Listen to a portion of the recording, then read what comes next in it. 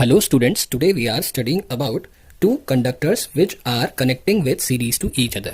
हम दो ऐसे चालकों के बारे में पढ़ने वाले हैं जो एक दूसरे से श्रेणी क्रम में संपर्क में रखे गए हों। हमने उन दोनों के संपर्क पृष्ठ का या संपर्क तल का ताप ज्ञात करना है, ठीक है। उससे होकर जाने वाली ऊष्मा के प्रवाह की दर को ज्ञात करना है और तुल्य ऊष्मीय चालकता गुणांक, इन तीन चीजों को हमने फॉर्मुलेटेड वे में फाइंड करना है, फॉर्मूले बनाने हैं। सो सबसे पहले ये पिछली चीजें हैं, हम इनको एक बार से फिर से रिव्यू करते हैं। सबसे पहले ऊष्मीय चालकता, जिसमें हम Q के बारे में बात करते हैं। Q क्या है? किसी भी चालक की ऊष्मा। पहले भी हमने इस पर डिस्कस किया कि किन कारकों पर निर्भर करती है। सबसे पहले उस चालक के पृष्ठ के क्षेत्रफल A पर, उस चालक के दोनों पृष्ठों के बीच के तापों के अंतर डेल्टा T पर और ऊष्मा के एक पृष्ठ से दूसरे पृष्ठ तक जाने में लिए गए समय T पर। साथ ही उन दोनों पृष्ठों के बीच की दूरी, अगर x है तो आप x लेंगे, अदरवाइज जैसे इसमें हमने L1 लिया हुआ है, यानी कि लंबाई या लेंथ वाइज इसको L1 कहा है, वो लेंगे। सो यहाँ पर L1 लिखा जाएगा। तो स्टूडेंट्स यहाँ पर एक चीज मैंने थोड़ा सा बदलाव किया है कि डेल्टा T को डेल्टा थीटा लिखा है, बात एक ही है। डेल्टा T यानी टेम्परेचर थीटा से, डेल्टा x यहाँ पर लिखा हुआ है। So delta theta by delta x क्या है? ताप प्रवणता है, यानी कि तापमान में आने वाली कमी है। जब ताप यहाँ से इस सतह तक पहुंचेगा तो उसके तापमान में कमी आएगी। That's why we are taking here negative sign. आगे ऊष्मा प्रवाह की दर यानी h का मतलब एकांक समय में प्रवाहित होने वाली ऊष्मा की मात्रा, ऊष्मा प्रवाह की दर यानी h बोली जाती है। क्योंकि ये वाली वैल्यू अगर हम यहां डिस्ट्रीब्यूट कर लेते हैं सो हमको यहां मिलता है -KA डेल्टा थीटा बटे डेल्टा x। ये हो गया हम जो करने वाले हैं उस डेरिवेशन का स्टार्टिंग इंट्रोडक्शन। इसके बाद से हम इसको आगे प्रोसीड करते हैं। स्टूडेंट स्टार्ट करते हैं पहले चालक से। पहले चालक के लिए ऊष्मा प्रवाह की दर यानी कि h की वैल्यू है K1A theta 1 minus theta upon L1। इसका मतलब समझना है स्टूडेंट, क्या है कि ऊष्मा प्रवाह की दर को हम h से डिनोट करते हैं, पहले डिस्कस किया हुआ है। A क्या है? इसके पृष्ठों का क्षेत्रफल है, समान पृष्ठीय क्षेत्रफल वाला ये एक चालक है। सो A इनका पृष्ठीय क्षेत्रफल होगा। हीट जो है, ऊष्मा जो है यहां से यहां ट्रांसफर हो रही है। सो उसका पहले पृष्ठ पर हीट थीटा 1 थी और बाद में थीटा हो चुकी है। So difference in the temperature is theta 1 minus theta और दोनों सतहों के बीच की दूरी L1 है। So students we are taking h is equals to -K1A theta 1 minus theta by L1। Same अब हम दूसरे चालक को अगर डिस्कस करें तो वहां पर h की वैल्यू यानी कि ऊष्मा प्रवाह की दर जो होगी वो होगी -K2A। अब वहां पर क्या है? थीटा से थीटा 2 की ओर। So theta minus theta 2 upon L2, ठीक है ना। और यहां पर तुमको पता ही है ना K1 और K2 क्या है? K1 क्या है? ऊष्मीय चालकता गुणांक पहले चालक का और K2 है ऊष्मीय चालकता गुणांक दूसरे चालक का। बाकी यहां पर तापमान पहली सतह पर थीटा था और उस सतह तक जाते हुए वो थीटा 2 हो गया है। So the temperature difference is theta minus theta 2। क्योंकि ये दोनों ही वैल्यूज h की हैं, यानी कि ऊष्मा प्रवाह की दर है, सो हम इनको इक्वेट कर सकते हैं, ठीक है ना। तो हम यहां पर इक्वेशन 1 और इक्वेशन 2 लिख देते हैं और लिखते हैं by equating equation 1 and 2 we get. जब हम इक्वेशन 1 और 2 को इक्वेट करेंगे यानी तुलना करेंगे तो सबसे पहले इनके माइनस साइन क्या हो जाएंगे? कैंसिल हो जाएंगे। सो बाकी चीजें K1A theta 1 minus theta over L1 equal K2A theta minus theta 2 upon L2। सो यहां पर क्या होगा? ये A आपको दिखेगा कि कैंसिल हो जाएगा। बाकी चीजें क्या क्या है थोड़ा सा देखते हैं। K1, अभी इसको आप क्या करो? मल्टीप्लाई कर लो, अंदर सिंप्लीफाई करो। K1 थीटा 1 अपॉन L1, ठीक है। फिर वापस से K1 को माइनस थीटा से भी मल्टीप्लाई करना है। सो K1 theta upon L1, okay. Calculation को थोड़ा ध्यान से समझना है, बी कंसिस्टेंट। सो K2 भी इसी तरह थीटा से मल्टीप्लाई होगा, K2 theta upon L2, okay. Again K2 minus theta 2 से मल्टीप्लाई होगा, so minus K2 theta 2 upon L2 student, okay. So हमने क्या करना है कि ये थीटा वाला टर्म है और ये भी थीटा वाला टर्म है, इन दोनों को एक साइड करना है, या तो लेफ्ट हैंड साइड रिप्लेस कर लो या फिर राइट हैंड साइड। सो हम क्या करते हैं, ये जो K1 थीटा 1 अपॉन L1 है इसको as it is note down करता हूं। इधर K2 थीटा 2 L2 जो माइनस में इधर ले आता हूं, प्लस हो जाएगा, पॉजिटिव हो जाएगा K2 थीटा 2 बाय L2 और इक्वल में ये भी as it is note down करता हूं K2 थीटा अपॉन L2। ये जो माइनस वाला K1 थीटा अपॉन L1 है इसको मैं क्या करता हूं, यहां ले आता हूं प्लस में, ठीक है ना। K1 थीटा बाय L1, देखो इससे क्या होगा कि थीटा वाली टर्म्स एक साथ आ जाएंगी और फिर मैं थीटा कॉमन भी ले पाऊंगा। So after taking theta as common term, so we get K2 upon L2 plus K1 upon L1, ठीक है। और यहां पर सब कुछ वैसे के वैसे ही, हाँ ऐसा कर सकते हैं, क्रॉस मल्टीप्लिकेशन यहां पर हम कर सकते हैं। सो हम क्या करेंगे, K1 थीटा 1 को L2 के साथ मल्टीप्लाई करेंगे, K1 theta 1 L2 plus K2 theta 2 into L1, ठीक है ना। क्रॉस मल्टीप्लिकेशन ऐसे ही होती है। L1 अपॉन में ये वैसे का वैसा L1 L2। सो यहां पर भी ऐसा क्रॉस मल्टीप्लाई हो सकता है। सो जब ये क्रॉस मल्टीप्लाई किया जाएगा तो क्या हो जाएगा, K2 L1 प्लस यहां पर K1 था student, plus K1 L2 upon L1 L2, L1 L2 और थीटा मल्टीप्लाई हो रहा है, ठीक है। सो K2, सॉरी ये मैं as it is note down करता हूं वैसे का वैसा ही, K1 theta 1 L2 plus K2 theta 2 L1 upon L1 L2। फिर से देखोगे कि L1 L2 इस तरफ भी है और L1 L2 इस तरफ भी है, so they get cancels to each other. उसके बाद हमने क्या करना है स्टूडेंट्स, हम क्या करते हैं, बस थीटा को हमने, थीटा के साथ जो भी टर्म है उसको हमने क्या करना है, इधर लेकर के आना है। सो थीटा क्या हो जाएगा, थीटा हो जाएगा ये वाला वैसा ही K1 θ1 L2 plus K2 θ2 L1, ये चीजें अपॉन में आ जाएंगे, अपॉन में आ जाएगा K2 L1, अच्छा मैंने L1 प्लस K1 L2। सो ये जो एक्सप्रेशन बना ना स्टूडेंट्स, ये थीटा के लिए एक्सप्रेशन बना, ये फॉर्मूला हो गया थीटा का। ये थीटा का क्या मतलब है, ये थीटा वो चीज है जो ये दोनों के कॉमन सरफेस का टेम्परेचर है। देखो ये जो सरफेस मैंने शेड किया हुआ है ना, वो इसका भी सरफेस यानी पृष्ठ है और वो इसका भी सरफेस यानी कि पृष्ठ है, ठीक है ना। सो उसका जो टेम्परेचर है वो ये है, इसमें लिखा हुआ है ना, श्रेणी क्रम में जुड़े दो चालकों के संपर्क तल का ताप। तो ये संपर्क तल का ताप है, ध्यान देना स्टूडेंट, बहुत ही इंपॉर्टेंट है। स्टूडेंट्स चालकों के संपर्क तल का ताप ज्ञात करने के बाद अब हम इसको, मैं वैसे ही नोट डाउन करता हूं और अब हम एक दूसरी चीज को सॉल्व करना स्टार्ट करते हैं। ये जो हमने अभी निकाला था वो मैंने यहाँ नोट डाउन कर लिया है। अब हम करने वाले हैं संपर्क तल में ऊष्मा प्रवाह की दर, ठीक है। तो यहां से आपको याद होगा ये इक्वेशन 1 मैंने किया था, मैं इसको वापस से नोट कर रहा हूं, इक्वेशन 1 को नोट डाउन कर रहा हूं, ठीक है ना। सो इक्वेशन 1 क्या है, इक्वेशन 1 है H is equals to minus K1 A θ1 minus theta upon delta, sorry delta नहीं L1 था, ठीक है। सो ये हमारी इक्वेशन 1 थी। सो इक्वेशन 1 में मैंने जो थीटा की वैल्यू अभी अभी निकाली है वो यहां पर मुझे यहां पर प्लेस करनी है। सो देखें क्या होता है। सो ये H की वैल्यू चल रही है minus K1 A upon L1 θ1 minus theta की ये सारी value K1 θ1 L2 plus K2 θ2 L1 अपॉन K2 L1 plus K1 L2।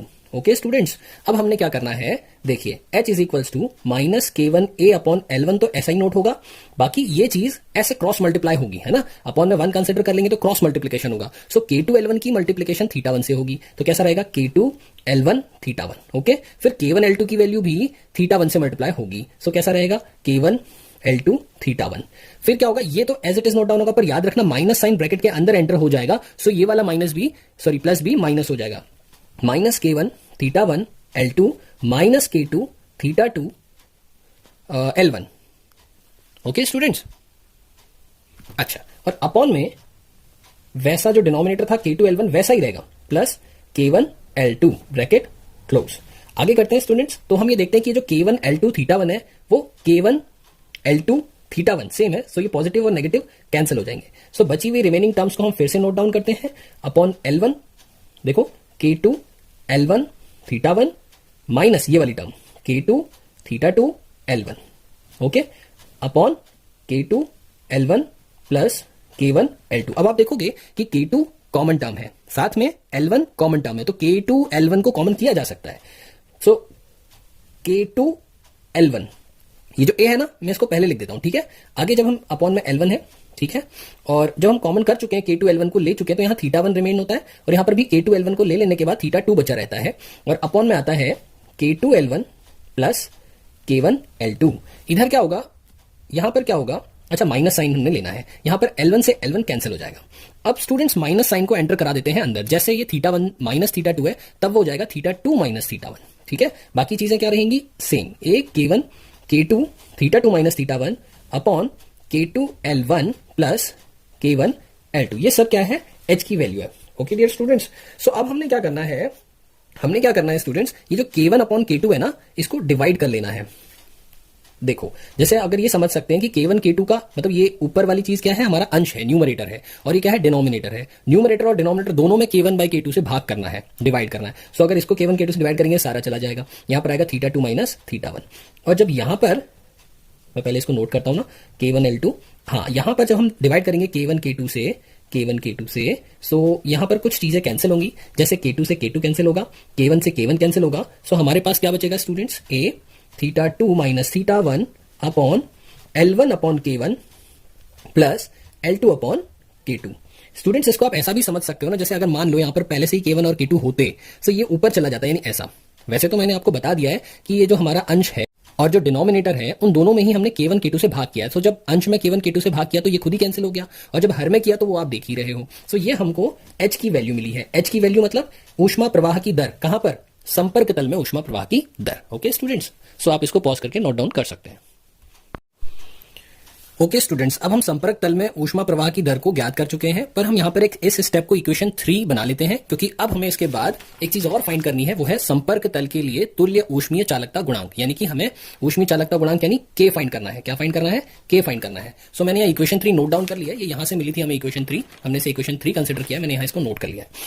तो स्टूडेंट्स, ऊष्मीय चालकता गुणांक यानी तुल्य ऊष्मीय चालकता गुणांक, तुल्य का मतलब होता है जहां पर K1 और K2 ना हो, फाइनल K1 हो, ठीक है ना। जब हम साम्य अवस्था की बात करते हैं, इक्विलिब्रियम की बात करते हैं, तो भले ही हम दो चालकों को संपर्क में रखें, पर उनका जो तुल्य यानी कि रिजल्टेंट जो होगा चालकता गुणांक यानी कि कोफिशिएंट ऑफ थर्मल कंडक्टिविटी, वो K ही होगा। सो हम यहां पर खुद लिख लेते हैं, पहले लेट K1 हो या K2 हो, इक्वल है, और हम उसे अप्रॉक्स क्या कहेंगे?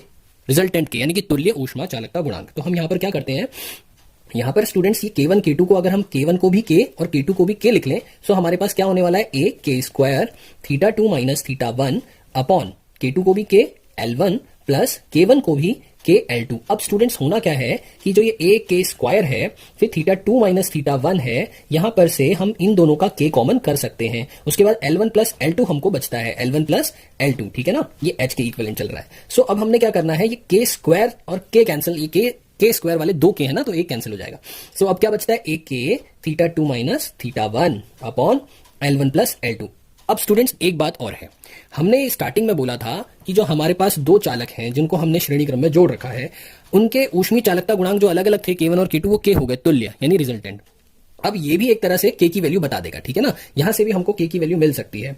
सो K की वैल्यू, इसको मैं इक्वेशन 3 तक हम पहुंच गए, इसको हम इक्वेशन 4 बना लेते हैं, ठीक है। सो हम इक्वेशन 3 जो हमने पहले से ले रखी थी और जो 4 है, उनकी कंपैरिजन करते हैं ना, ठीक है। मैं यहां पर लिखता हूं by comparing equation 1 and 2 we get, ठीक है। सो ये भी H की वैल्यू है, वो भी H की वैल्यू है, ठीक है ना। तो ये जो H है उसकी जगह पर मैं अब इक्वेशन 3 वाली ये वैल्यू डाल देता हूं। देखो, A K1 K2 θ2 minus θ1 upon K2 L1 plus K1 L2, ठीक है। और इक्वल में ये जैसा था वैसा ही नोट कर रहा हूं, A K θ2 minus θ1 upon L1 plus L2। तो स्टूडेंट्स यहां पर काफी चीजें कैंसिल हो रही हैं, जैसे A जो है A से कैंसिल हो जाएगा, θ2 माइनस θ1 जो है θ2 माइनस θ1 से कैंसिल हो जाएंगे। सो रिमेनिंग टर्म्स क्या क्या है? K1 K2 upon K2 L1 plus K1 L2 equals to K upon L1 plus L2। So student, starting में हमारी क्या बात हुई थी कि हम ये K फाइंड करने वाले हैं। सो K फाइंड करने वाले हैं तो K को अकेला छोड़ना पड़ेगा ना,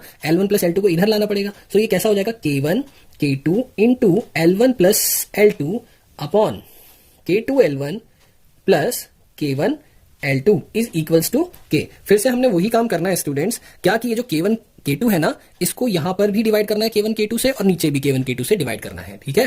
सो जब हम अंश जो दिख रहा है, अंश यानी कि हमारा न्यूमरेटर, उसको K1 K2 से डिवाइड कर लेंगे, सो ये वाले K1 K2 तो कैंसिल हो जाएंगे, और जब यहां K1 K2 से डिवाइड करेंगे, ऐसा हम पीछे कर चुके हैं, ठीक है ना। मैं ये समझा रहा हूं कि हम K1 K2 से अंश में भी और K1 K2 से हर में भी भाग करने वाले। तो स्टूडेंट्स, ये पिछला टर्म मैंने यहां पर फिर से नोट कर लिया है, और हम बात कर रहे थे कि हमें K1 K2 को अंश से और K1 K2 को हर से भाग करना है। सो जब हम अंश में K1 K2 से भाग करेंगे तो सिर्फ अंश में रह जाएगा L1 plus L2, because K1 K2 तो कैंसिल हो जाएगा जब भाग करेंगे तो। और जब हर में भाग करेंगे, सो K2 L1 के अपॉन में K1 K2 आएगा, ठीक है ना। जैसा मैं आपको दिखाता हूं, अभी हमने पिछले उसमें भी किया हुआ है ये, जब हमने इस तरह से K1 K2 से डिवाइड किया था तो अंश में से K1 K2 हट गया था, और यहां अपॉन में बारी बारी से K1 K2 आया था, फिर हमने इसको इस तरह से सॉल्व किया था।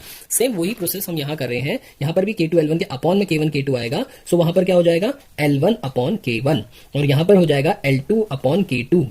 Now students, one thing you have to remain, कि हम साम्यावस्था या इक्विलिब्रियम की बात कर रहे हैं। किसकी बात कर रहे हैं? साम्यावस्था या इक्विलिब्रियम की, जिसमें हमने K1 को भी K2 को भी इक्वल मानते हुए K कहा था, और इन सिमिलर वे L1 और L2 को भी अगर हम L कह दें, यानी कि दोनों चालकों की लंबाई अलग अलग ना होते हुए एक ही जैसी हो, सो फिर क्या हो जाना है? L1 plus L2 L plus L हो जाएंगे, L1 upon K1 L upon K1 हो जाएगा, L2 upon K2 L upon K2 हो जाएंगे, इक्वल में K। सो L plus L 2L upon ये L अगर कॉमन कर लिया जाए बाहर, सो ये क्या हो जाएगा? 1 upon K1 plus 1 upon K2 equal to K। So यहां पर L और L कैंसिल हो गए। बची हुई चीजें कैसी हैं? यहां पर एक क्रॉस मल्टीप्लीकेशन होगा, K2 plus K1 upon K1 K2 equal में K। सो ये जो K1 K2 है कहां चले जाएगा? ऐसे ऊपर, कैसा दिखाई देगा? 2 या twice of K1 K2 upon K1 plus K2, ठीक है ना। यहां पर K2 प्लस K1 है, वो कोई बात नहीं, ऐसा लिखा जा सकता है। सो ये क्या है? ये तुल्य ऊष्मीय चालकता गुणांक है। कब? जब दो चालकों को एक साथ श्रेणी क्रम में जोड़ा जाए। Okay students.